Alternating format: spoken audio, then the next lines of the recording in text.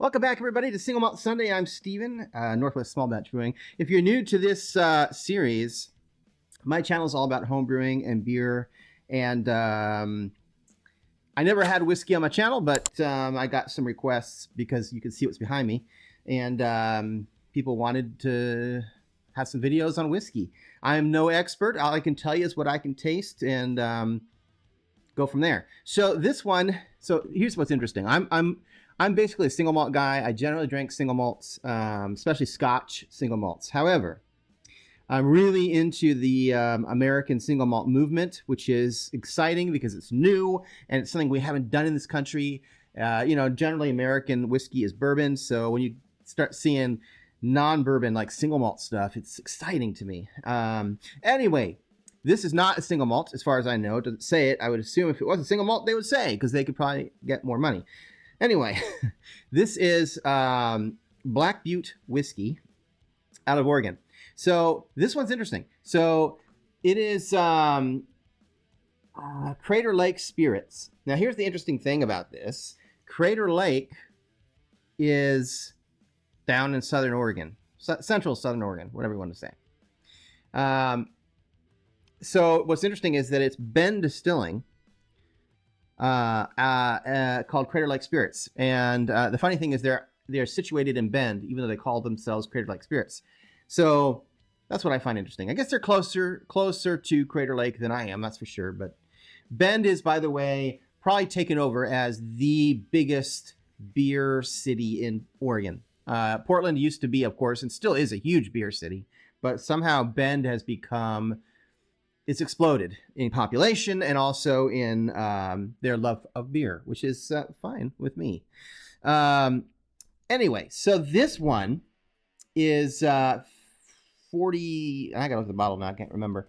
47. Yeah, 47% ABV, which is great. That means you get more flavor and you can water it down a little bit if it's a little bit too punchy. It's a 5-year whiskey, which is also great. This is interesting because I think it is colored. So there's nothing on it that says that it's non-chill filtered, although it probably isn't at that ABV. But there's nothing that talks about whether they added caramel color or not. Here's why I think they added caramel color. Okay. This is not a sherried whiskey, right? You don't get this kind of color in Oregon from aging whiskey in oak. All right. You just don't. Texas, maybe. Not in Oregon. And so to get this kind of color, I think they had to add caramel coloring. It's marketing. It's too bad they feel like they have to do that. There's another part of this too. So Black Butte Porter is where they make this from. So there is Bend Distilling partnered with Deschutes Brewing. Deschutes Brewing has been around forever. It's one of the OGs of craft brewery here in Oregon. And Black Butte Porter was one of my very first favorite beers in the world. They have gone and distilled it and made it into a whiskey. It says that this is a limited edition. However, it has been around for a while and they are still selling it. So I hope they continue because it is really good whiskey.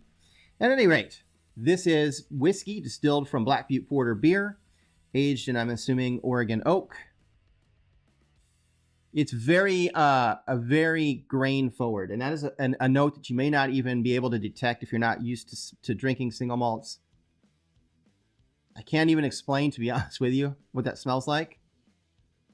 There's definitely some sweetness, but it's very grain forward on the nose.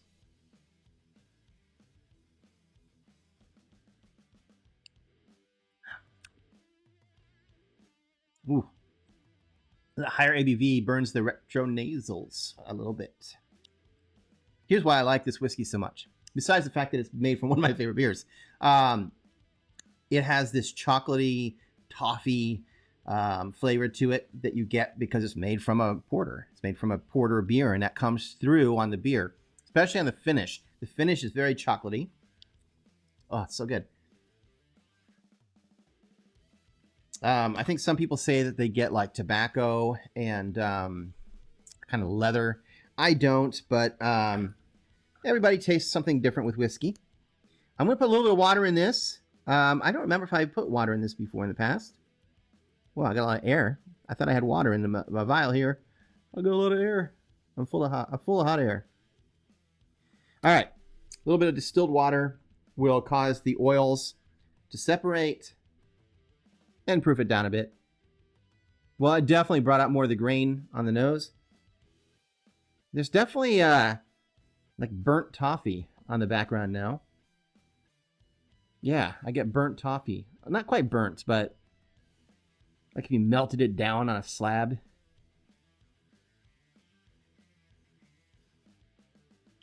Almost like a smokiness. I think it is. The nose is not as good, but I think the mouth feels better now with a little bit of water.